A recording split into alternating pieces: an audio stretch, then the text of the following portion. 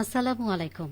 সন্ধে ৭টা, বাংলাদেশ বেতার রাজশাহী। স্থানীয় সংবাদ পড়ছি শিউলি মুর্মু। রাজশাহী ৩ আসনের সংসদ সদস্য অ্যাডভোকেট মোহাম্মদ শফিকুল হক মিলন বলেছেন, সরকার সাধারণ মানুষের কল্যাণে কাজ করছে। অসহায়, দুস্থ ও নিম্ন আয়ের মানুষের পাশে দাঁড়াতে প্রধানমন্ত্রীর ত্রাণ ও কল্যাণ তহবিল থেকে নিয়মিত সহায়তা দেয়া হচ্ছে। সেই লক্ষ্যে প্রধানমন্ত্রীর নির্দেশনায় দেশের সকল সংসদ সদস্য জবাবদিহিতার মধ্যে রয়েছেন। জনগণের প্রতি দায়বদ্ধতা নিশ্চিত করেই কাজ করা হচ্ছে। আজ পবা উপজেলা পরিষদ সভাকক্ষে প্রধানমন্ত্রীর ত্রাণ ও কল্যাণ তহবিল থেকে জনগণের মাঝে মানবিক সহায়তার চেক বিতরণ অনুষ্ঠানে প্রধান অতিথির বক্তব্যে তিনি এসব কথা বলেন।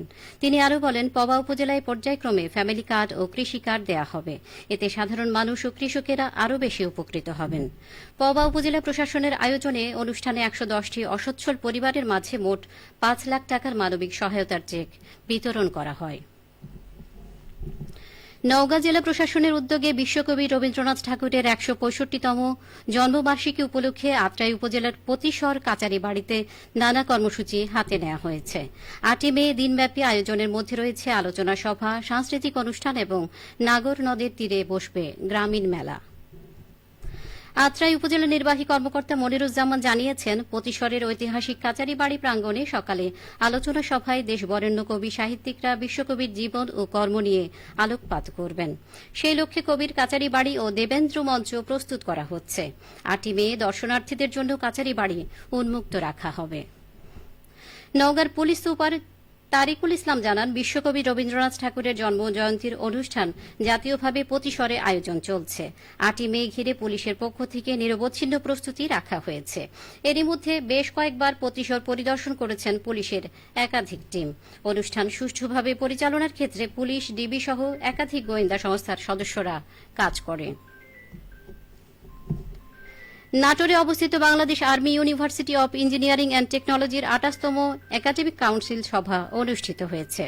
আজ বিশ্ববিদ্যালয়ের সিন্ডিকেট রুমে অনুষ্ঠিত সভায় সভাপতিত্ব করেন বিশ্ববিদ্যালয়ের উপাচার্য brigadier general SM Lutfar Rahman.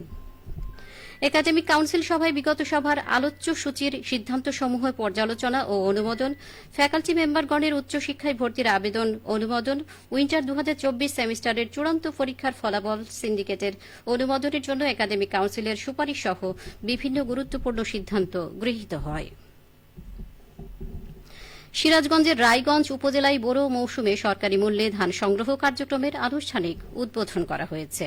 আজ চান্দাইকোনা খাদ্য গুদামে আয়োজিত অনুষ্ঠানে ধান সংগ্রহ কার্যক্রমের উদ্বোধন করেন সিরাজগঞ্জ ৩ আসনের সংসদ সদস্য ভিপি আইনুল হক। এ সময় উপজেলা নির্বাহী কর্মকর্তা আব্দুল খালিক পাটোয়ারি উপস্থিত ছিলেন। উপজেলা খাদ্য নিয়ন্ত্রক সিরাজুল ইসলাম জানান, এবছর রায়গঞ্জ উপজেলায় ৩৬ টাকা কেজি দরে মোট ১,৯৩২ মেট্রিক টন ধান সংগ্রহ করা হবে। পাশাপাশি ৪৯ টাকা কেজি দরে মোট ১২,১১৪ মেট্রিক টন চাল সংগ্রহের লক্ষ্যমাত্রা নির্ধারণ করা হয়েছে। খেলার খবর কাবাডি। নাটোরে অনুষ্ঠিত নতুন কুড় স্পোর্টস প্রতিযোগিতায় বালক ও বালিকা পর্যায়ে কাবাডির ফাইনাল খেলা অনুষ্ঠিত হয়েছে। উভয় ফাইনাল আজ বিকেলে নাটোর জেলা স্টেডিয়ামে অনুষ্ঠিত হয়। বালিকাদের ফাইনালে বাগাতিপাড়া উপজেলা দল ৪১-৩০ পয়েন্টের ব্যবধানে নাটোর সদর উপজেলাকে পরাজিত করে চ্যাম্পিয়ন হয়। বালক পর্যায়ে গুরুদাসপুর উপজেলা দল ৩৮-২৮ পয়েন্টের ব্যবধানে বাগাতিপাড়া উপজেলা দলকে পরাজিত করে চ্যাম্পিয়ন হয়। জেলা ক্রীড়া অফিসার রাকিবুল হাসান এসামি জানান, কাবাডি প্রতিযোগিতায় বালক ও বালিকা উভয় পর্যায়ে জেলার ৮টি টিমের প্রতিটিতে ১২ জন করে খেলোয়াড়ের সমন্বয়ে দল গঠন করা হয়েছিল। চ্যাম্পিয়ন দলকে প্রাধান্য দিয়ে ৮টি দলের যোগ্য খেলোয়াড়দের সমন্বয়ে ১২ সদস্যের টিম গঠন করা হবে। জেলা টিম বিভাগীয় পর্যায়ের প্রতিযোগিতায় অংশগ্রহণ করবে। সবশেষে আবহাওয়া। আজ রাজশাহীতে সর্বোচ্চ তাপমাত্রা ছিল ৩৪.৩ ডিগ্রি এবং সর্বনিম্ন ২৩.৫ ডিগ্রি সেলসিয়াস। সন্ধে ৬টায় বাতাসে আপেক্ষিক আর্দ্রতার পরিমাণ ছিল ৯৭%। রাজশাহী ও পার্শ্ববর্তী এলাকায় আগামীকাল সূর্যোদয় ভোর ৫টা ২৬ সংবাদ শেষ হল। আমাদের পরবর্তী স্থানীয় সংবাদ প্রচারিত হবে আগামীকাল সকাল ৮টা ১০।